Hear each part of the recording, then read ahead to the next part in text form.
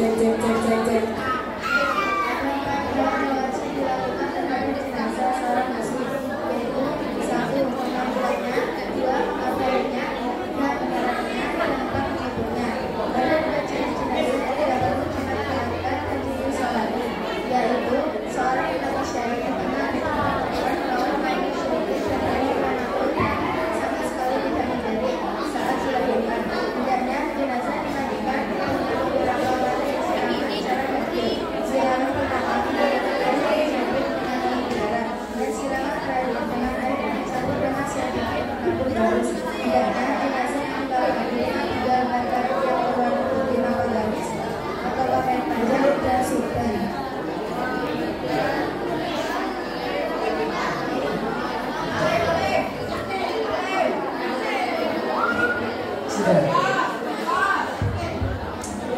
Jadi kesimpulannya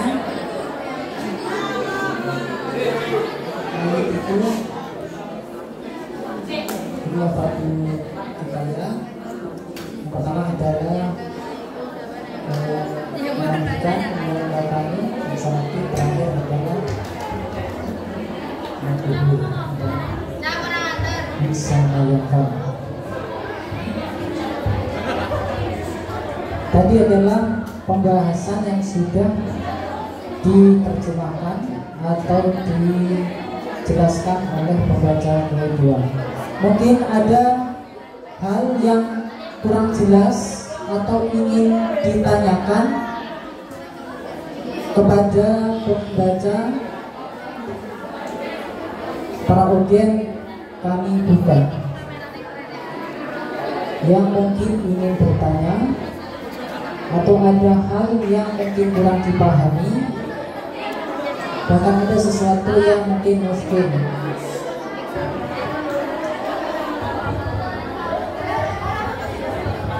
Ayo, udah ada.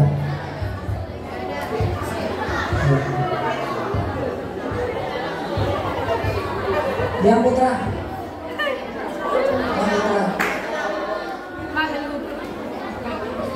Pertanyaan, sanggahan,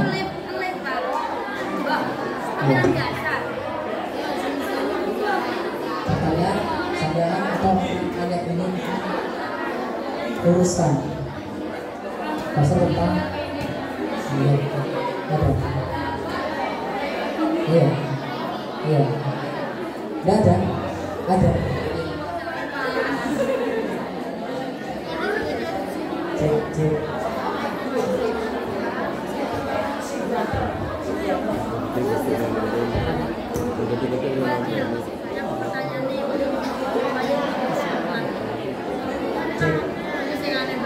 Assalamualaikum warahmatullahi wabarakatuh.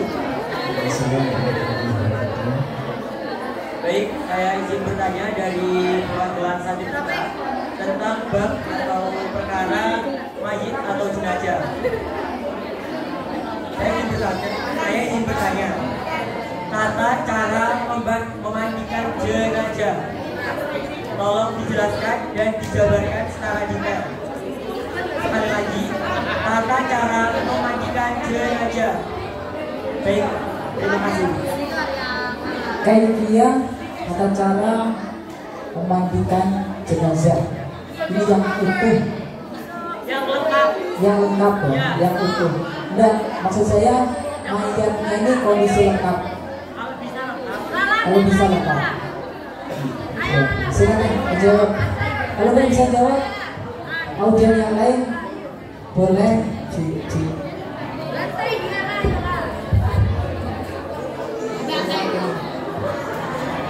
kaifiyah tata caranya memandikan mayat.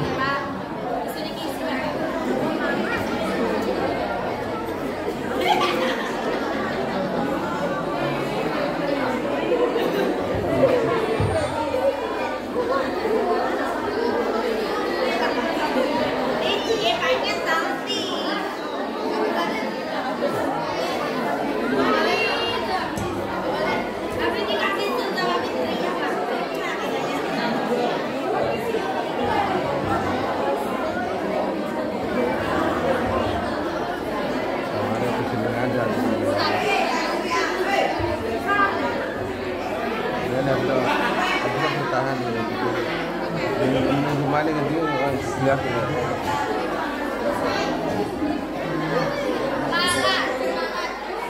Assalamualaikum warahmatullahi wabarakatuh. Waalaikumsalam. Izinkan saya menjawab. Setahu saya, cara memandikan jenazah itu hendaknya jenazah dimandikan dengan beberapa kali siraman secara ganjil. Siraman pertama menggunakan air yang dicampur dengan daun bidara, dan siraman terakhir dengan air yang dicampur dengan sedikit kapur gabus. Sekian, terima kasih. Cek. Ini pertanyaannya tata letak jenazah, tata cara memandikan jenazah, apa saja cara memandikan jenazah. Jangan boleh konon, kalau konon boleh tahu. Ini ya masih jelaskan.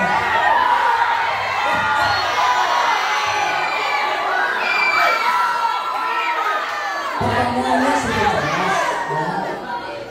Ini sudah Katanya dicari. Mbak Seri ya, katanya Mbak Seri. Boleh konon, aku baru. Gini ya, karena baru datang begini. Kita akan tolong yang kita gantian ngomong ya. Tolong bikin seri.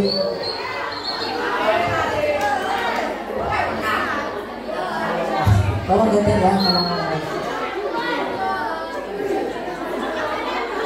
Kan tadi pertanyaan sudah jelas. Ini masih sedang dicari kayak dia tata cara mandinya.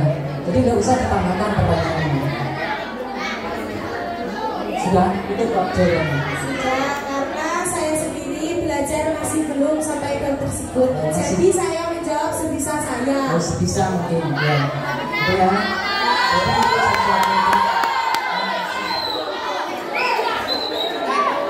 Tapi itu saya bilang jawabannya yang pertama, siraman pertama campur dengan daun bidara itu kan.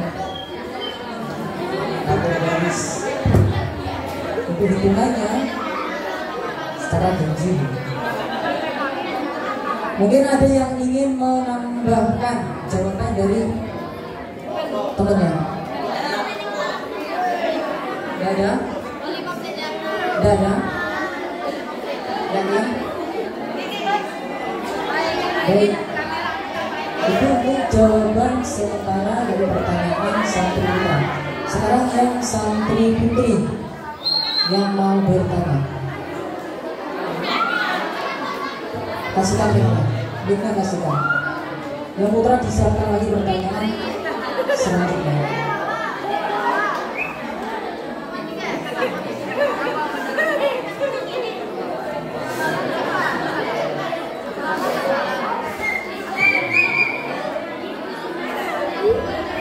Assalamualaikum warahmatullahi wabarakatuh. Itu sebut-sebut. Saya mau bertanya, apakah boleh seorang suami memandikan jenazah istrinya? Tidak boleh. Bentar. Jangan dijawab. Masih pertanyaan. Tahu Hafiz. Artinya saya, ya, gitu ya pertanyaannya. Apakah diperbolehkan jika yang meninggal seorang istri, sang suami memandikannya? Selanjutnya, ada pertanyaan lagi? Cukup. Silakan dijawab. Saya ulangi pertanyaannya. Apakah diperbolehkan bagi seorang suami ketika istrinya meninggal memandikannya?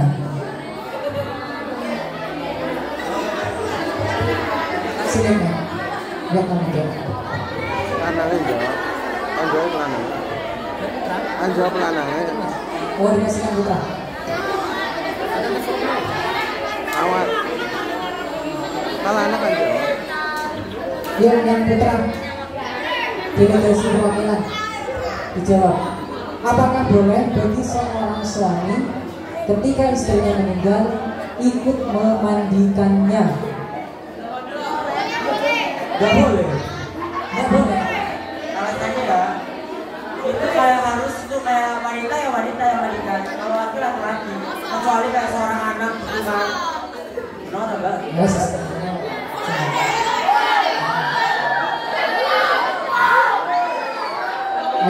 Ayo, lanjutkan. Lanjutkan kecuali anak. Ya, kecuali kayak anak perempuan itu. Ada ya, benar.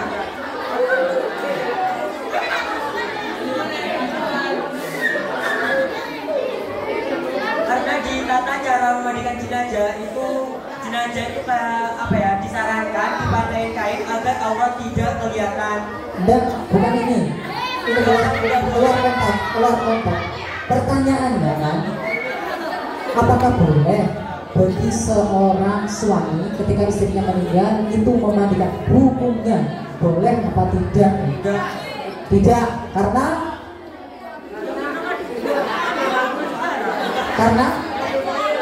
tidak ada hubungan darah. Bukan mahram, Bukan mahram.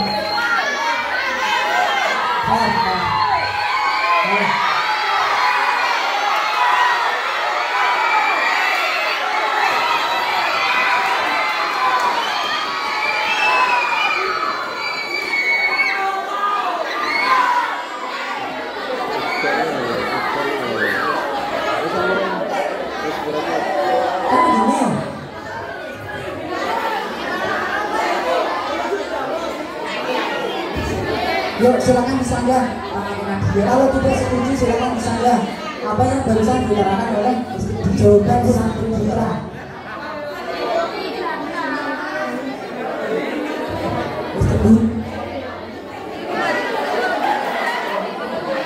Ayo disanggah.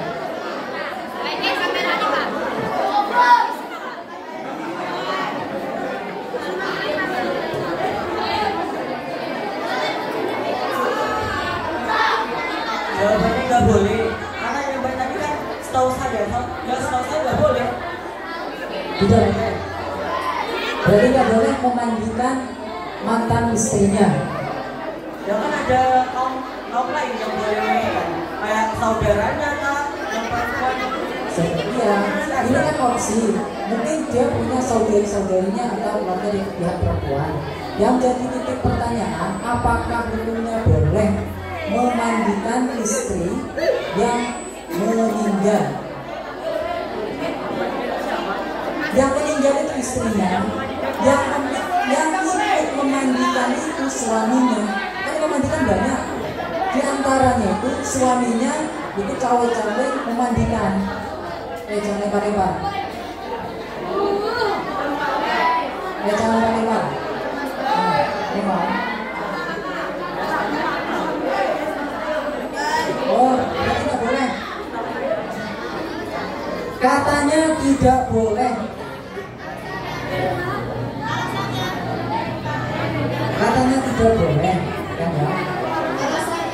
Alasannya sekarang yang jadi pertanyaan. Karena katanya bukan mahram. Ya alasannya karena bukan mahram. Lo malah mahram itu tidak boleh kawin, Pak. Alasannya karena bukan mahram. Alasannya katanya tadi itu karena bukan mahram sehingga tidak boleh. Katanya sih jawaban putra. Tadi kan membahas tentang mahram.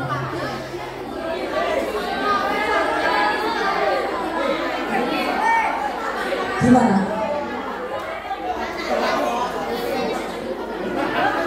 Gimana? Seperti itu kan jawabannya?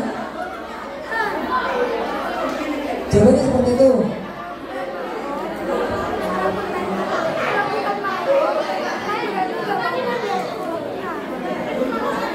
Ulang.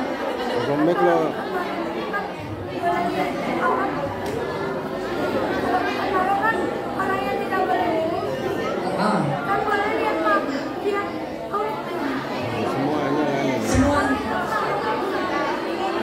Kalau bukan mahram,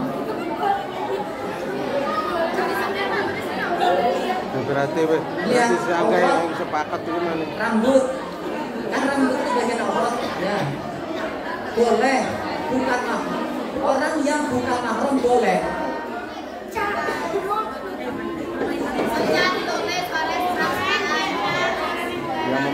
kan.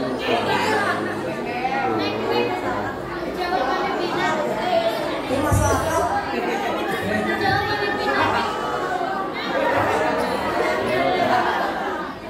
Gue make tahu sih anu malah. Nah. Ya. Coba bukan dulu. Bukan mahrum haram dinikahi. Yang mahrum itu haram, yang bukan mahrum boleh dinikahi. Ini itu boleh, alasannya karena yang meninggal itu bukan mahrum. Betul kan? Itu pertanyaan jawaban alasan tidak diperbolehkannya katanya jawaban Citra. Bukan mahrum, katanya si ini. Kan kenyataannya memang seperti itu. Memang bukan mahrum kan? Kalau orang yang mahrum itu haram dinikahi. Contoh ibu, ayah. Bukan bingung itu Pak ya. Definisi mahrum. Orang yang haram dinikahi. Titik kan? Dari pertanyaan itu dijawab tidak boleh. Tanya lagi kan, kenapa alasannya? Karena sang istri itu kan bukan mahram. Bukan mahram. Sehingga jawabnya tidak boleh.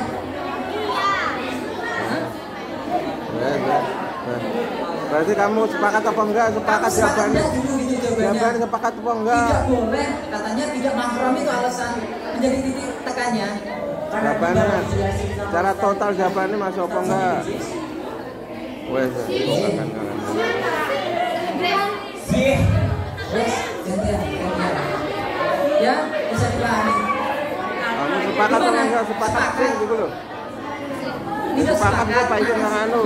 Sekarang pertanyaannya, kenapa kok tidak sepakat? Hah? Ya iya wes berarti nganu.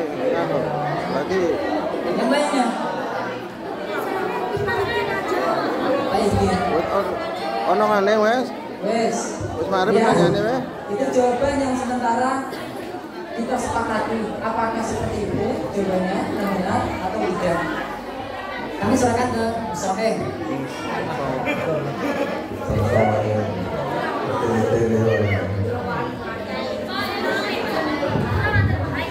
Assalamualaikum warahmatullahi wabarakatuh.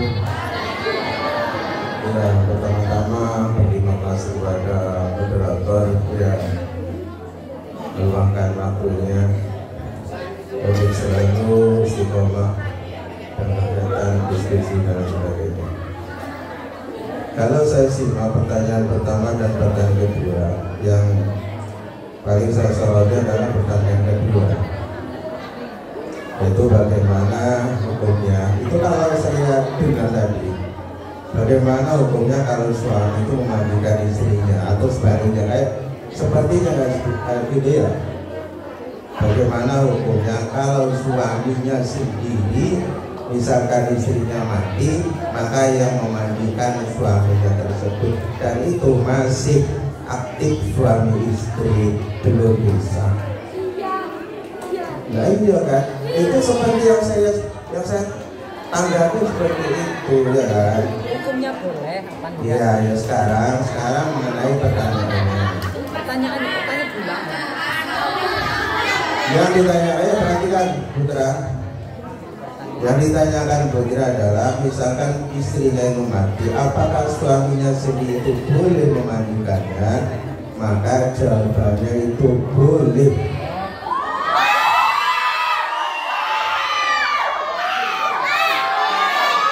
Kenapa boleh? Karena yang banyak lagi setahu saya.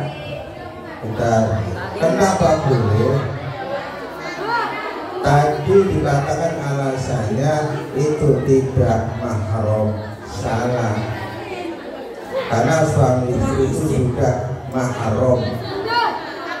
Karena sudah ada ikatan suami istri, ada ikatan nikah, ada ikatan saling memandang, walaupun yang dipandang itu hal-hal yang paling dalam. Nah, orang memandikan itu jelasnya yang dimandikan itu kan nggak pakai apa-apa. Maka ketika suaminya itu memandikan itu nggak apa-apa dengan catatan itu. Satu, bila tidak ada pihak orang perempuan yang memandikan. Dua, bila ada permintaan dari keluarganya bahwasanya diminta oleh keluarganya suaminya yang ikut memandikan. Ada dua alasan boleh suami mandikan. Satu, bila tidak ada dari pihak perempuan dari keluarganya atau nggak ada yang mau untuk memandikannya atau ogah atau gimana, maka suami yang harus memandikan istrinya. Kadang-kadang begitu, nggak mau orang memandikan, kadang-kadang begitu, ya kan? Nyuruh ini nggak mau, nyuruh ini nggak mau, nyuruh ini nggak mau. Padahal dia perempuan, maka yang wajib tampil adalah suaminya sendiri. Jadi dua insan kalau sudah ikatan nikah itu seperti satu badan. Suami halal melihat badan seluruh istri, istrinya pun halal untuk melihat dan merasakan seluruh badan suami. Ini namanya ikatan suami istri. Maka boleh, catatan dua ya, bila tidak ada pihak perempuan yang mau mandikannya atau ada permintaan keluarganya untuk suaminya sendiri mandikannya, maka itu alasan yang paling tepat. Bukannya tidak boleh. Kenapa tidak boleh? Itu catatannya tetap mengikat apa? Ya catatannya tetap mengikat bila tidak ada sama sekali yang mau memandikan si istrinya itu karena mungkin takut atau karena mungkin gimana ya, atau mungkin perpenyakitan takut tertular ya kan. Alasannya kan bisa saja. Maka suaminya harus baju mandikan. Bila ada permintaan wasiat dari istrinya, Pak, besok kalau saya mati wasiatkan ya menantu mak suamiku itu yang memimpikan saya. Itu harus dipenuhi. Nah, harus dipenuhi. Jadi kalau istilah tidak benar karena nggak ada murid itu ya bisa. Makanya saya garis bawahi. Ya, sudah clear ya? Boleh ya? Bacakan catatan dulu. Boleh ya? Sudah itu ya. Dulu kan yang pertama itu ya. Kemudian yang pertanyaan pertama. Kayak yang memandikan. Nah, kayak yang memandikan. Awas ya, pihak laki-laki itu tadi yang nanya. Hebat juga namanya. Ya coba terangkan cara detail cara memandikan. Cara memandikan tadi itu sudah disinggung dengan ganjil. Ganjil mulai 3, jangan ganjil mulai 1 ya. Ganjil mulai 3, 5 sampai berikutnya 7 dan berikutnya.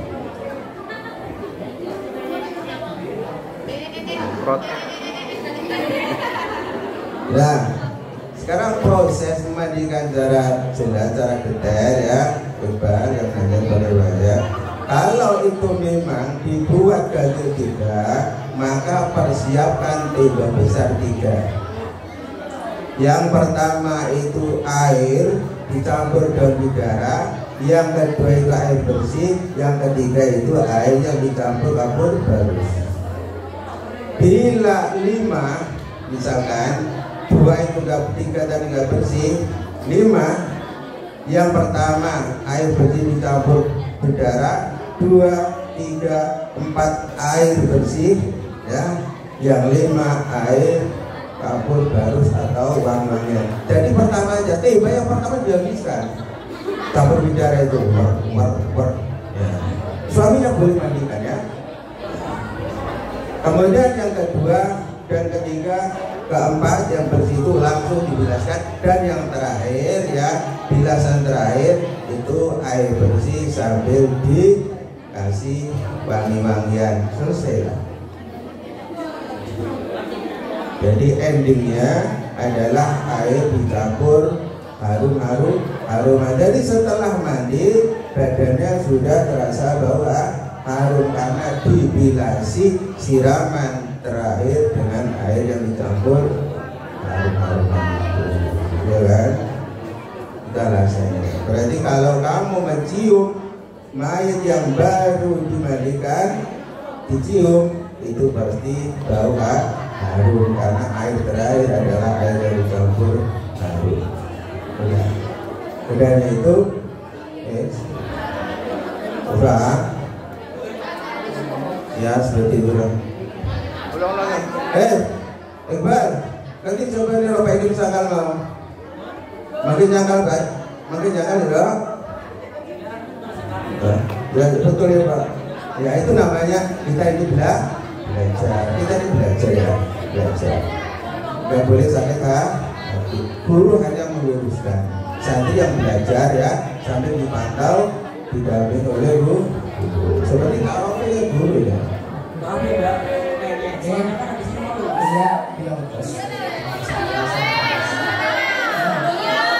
ya, clear ya. Oke,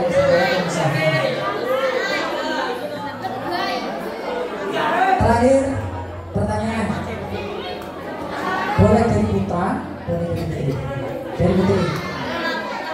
Ayo. Lu sampai kapan dijijik kan? Kamu petang tahun ini kayak gini. Ya, silakan diskusi. Pertanyaan yang sekiranya berbobot,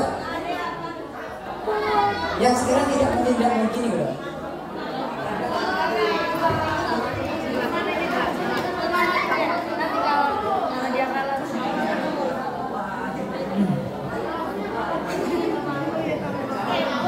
Apa lah?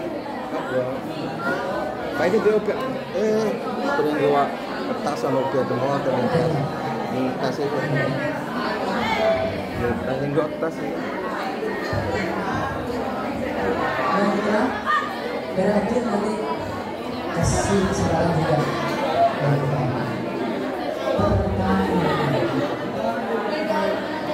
Lem. Lem.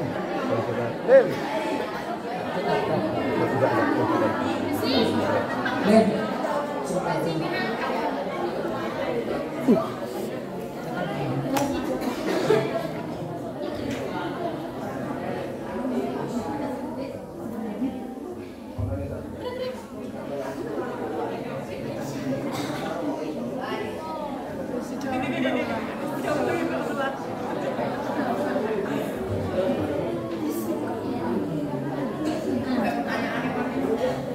Yang terus disiapkan. Tapi ditutup. Ada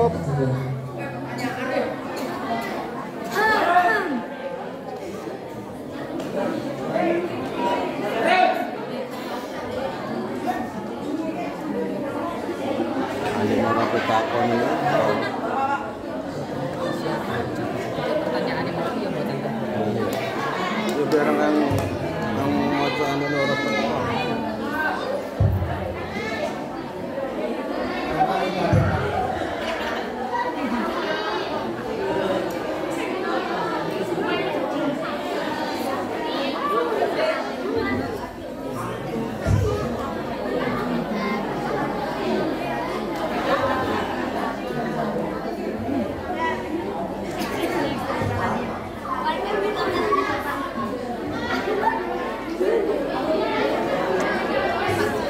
Masih pertanyaan, dosa salam, masih pertanyaan. Jika seseorang menemukan mayat yang tenggelam, apakah mayat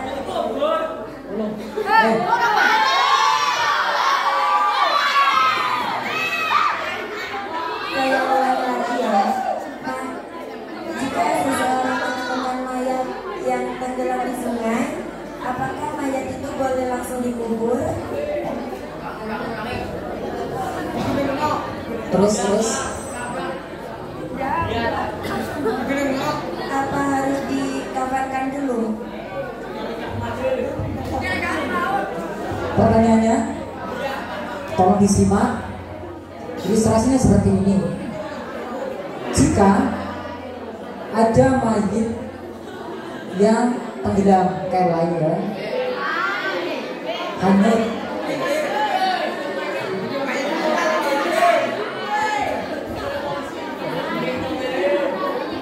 Karena hanyut kemudian ditemukan oleh seseorang. Apakah boleh mayat tersebut langsung dikuburkan tanpa dimandikan, tanpa dikafani, tanpa disolatkan, tentunya langsung dikuburkan?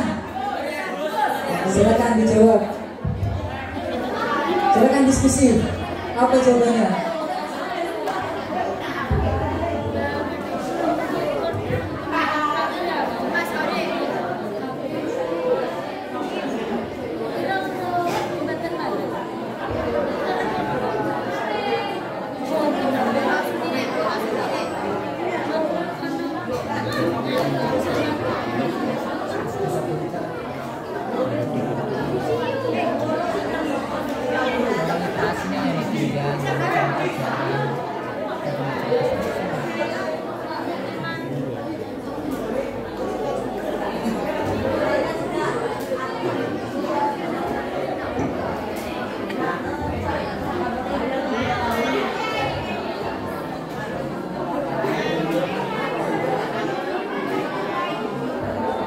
Ayo coba lihat, subuh ya.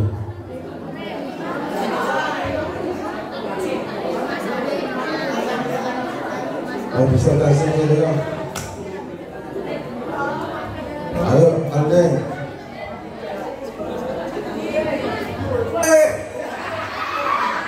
Apa? Boleh mana?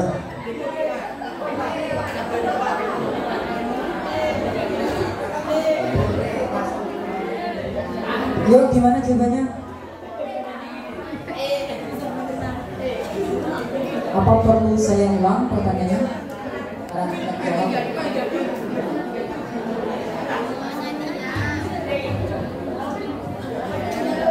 Ayo, silakan dijawab. Boleh, karena mati syahid. Mati syahid? Mungkin kan mati syahid? Ya kan mana cak ada kan lah. Ayo. Pokoknya Coba yang dimaksud dengan mati syahid itu apa dulu? Jangan langsung ceplos-ceplos. Kan sini akan satu putri loh.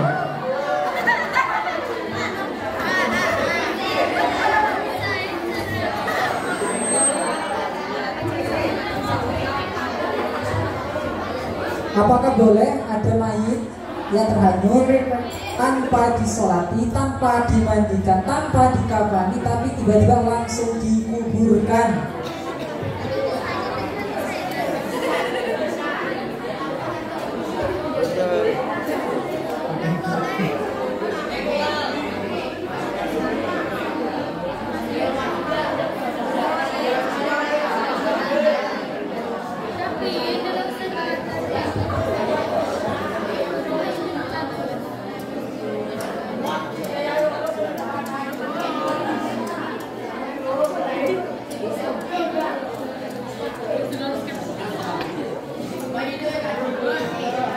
Ayo coba bukan nih. Sudah, dan bisa jawab? Apa? Ikut jawabannya apa? Apa? Boleh apa sih? Dan bisa jawab? Dan bisa jawab ya?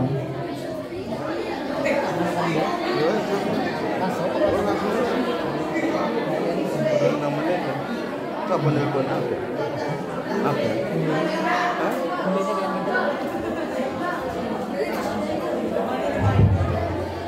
Wes, jawab. Jadi bagaimana hukumnya apabila ada orang mati tenggelam, kemudian diangkat, apakah langsung dikuburkan? Itu boleh. Itu benar. Bila matinya itu mati tenggelam. Jadi dua orang mati tenggelam dan mati perang, terbunuh karena luka kena pedang. Keduanya ini syahid ya. Jadi tenggelam, mati tenggelam kemudian mati itu syahid. Dan mati terbunuh kebacok misalkan, mati ya syahid. Cuma namanya beda. yang tenggelam itu Sayyid Dunia, maka hukumnya tetap seperti mati biasa.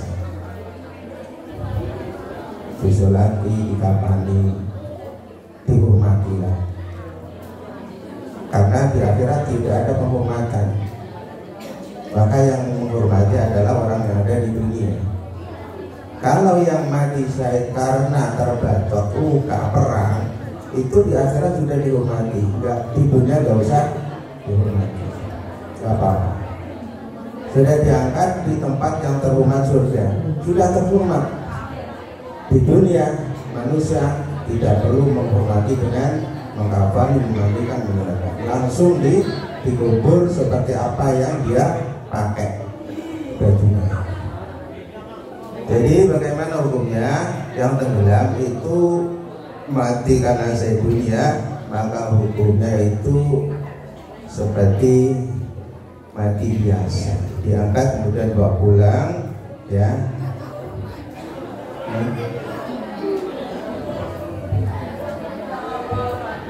Syahid itu dua, Syahid dunia dan Syahid akhirat. Kalau Syahid akhirat itu matinya tanpa diapa-apakan, matinya tanpa diproses. Ya. Yang tenggelam tadi, yang dari tadi itu orang yang membongkar tidak tahu alamatnya. Tidak tahu alamat. Yang jadi pertanyaan kan, apakah boleh langsung dikuburkan? Apa ini butuh bondo? Kan kita tidak membahas tentang bondo dan lain sebagainya. Nah, makanya pertanyaan itu diruntut. Ya kalau memang alam memang pokoknya kampanye karena nggak tahu dari mana orangnya itu kan. Mesti umpamanya ketika orang Jakarta hanyut kemudian berhenti di Banyuwangi, masa orang Jakarta? Ya orang Banyuwangi, tidak yang Banyuwangi, di mana tempat di situ, ya orang situ yang memberikan segala-galanya. Masa tinggal harus dari keluarga yang dijabarkan sana kan? Jadi ya di tempat itu yang harus wajib ya, wajib memelihara gitu tempat ini ya, itu ya. Jadi nggak harus mesti mencari ini awalnya nggak jelas bagaimana nih bagaimana. Masa di situ nggak ada kerawat, ya kan? Gedung kematian, kan gedung kematian sudah siap ya, sudah kain sudah bertumpuk-tumpuk. Baik orang yang dikenal maupun masyarakat situ, ya situ itu sudah gitu loh. Jadi intinya mati seperti mati biasa kalau memang Sayyid dunia dimandikan, dikafani, dihormati. Alasannya apa? Karena di akhirat tidak ada penghormatan khusus. Kalau Sayyid akhirat nggak perlu kita hormati dunia, nggak perlu kita sholati, nggak perlu kita mandikan, karena atas saksi darah itu dia sudah mendapat penghormatan istimewa di surga Allah langsung. Itu loh. Pertanyaannya apa boleh langsung dikuburkan? Boten doa atau boten sholat? Apakah boleh langsung dikuburkan? Berarti tidak boleh. Berarti jawabannya tidak boleh. Kenapa? Karena mati syahidnya Sayyid dunia.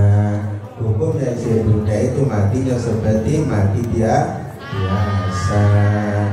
Dikafani, dimandikan dan sebagainya, disolatkan, dikuburkan secara normal. Hah? Apa? Ya justru itu kalau udah hancur, justru itu ya.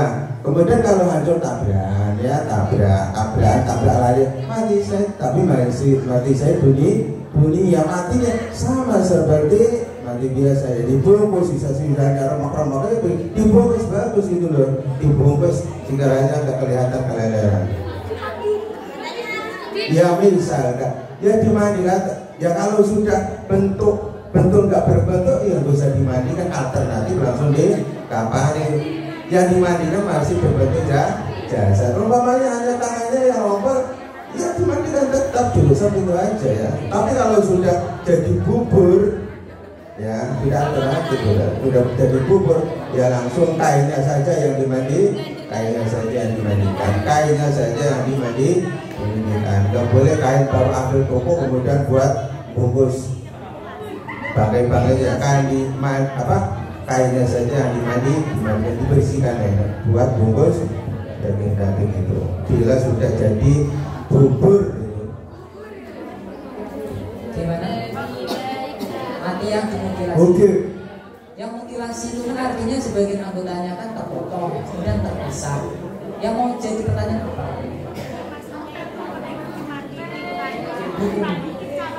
Cara memandikan jenazah yang tubuhnya terpisah. Seperti itu. Apakah masih wajib dimandikan?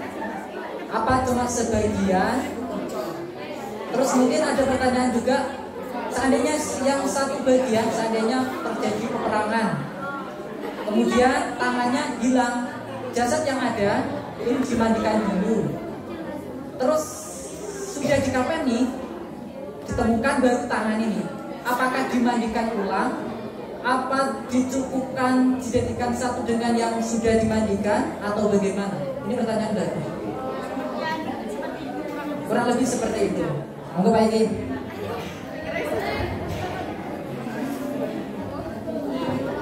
Ya. Badan yang terpisah, bila itu ditemukan bersama dengan mandi, ya dimandikan. Bila badan terpisah setelah dimandikan bahan utuhnya, kemudian ditemukan misalkan jari-jari, masa mandikan jari? Jadi cuci, masukkan sekaligus dibungkuskan, dicuci ya darah-darah, kemudian langsung dimasukkan ke bungkus mayat yang sudah dimandikan terlebih dahulu itu kalau ditemukan belakangan. Tapi kalau ditemukan bersamaan sebelum jasad utuhnya dimandikan, kemudian jasad yang terpotong itu ya ditemukan bersamaan, maka bagaimana cara mandikan? Dia langsung dikumpulkan saja, dikumpulkan di mayat, langsung dia bersamaan gitu ya. Kalau nggak ditemukan ya bagaimana kalau nggak ditemukan? Ya nggak apa-apa, nggak ditemukan. Ya mungkin ditemukan sudah dikubur di perut kucing, sudah dikubur di perut anjing ya kan? Ya sudah, nggak apa-apa kalau sudah ditemukan. Ya, jadi kalau terpisah, bila ditemukan sebelum mandi maka dikumpulkan langsung. Bila ditemukan setelah mandi maka langsung suntikan biasa, langsung dimasukkan di kapal. Ya. Itu ya, cukup ya. Terus boleh ya.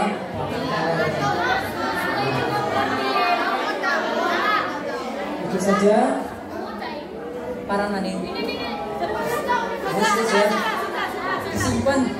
Ini pembahasannya kayaknya masih panjang. Iya, kemarin kan cuma sampai ke terus ya, yang nggak terlalu larut malam. Terima kasih atas kehadirannya. Kita ucapkan kami beberapa pertanyaan ini kurang lebih kalam. Assalamualaikum warahmatullahi wabarakatuh. Allahumma shalli ala Muhammad. Enggak wis tak. Kare sing mentolong oleh mripate.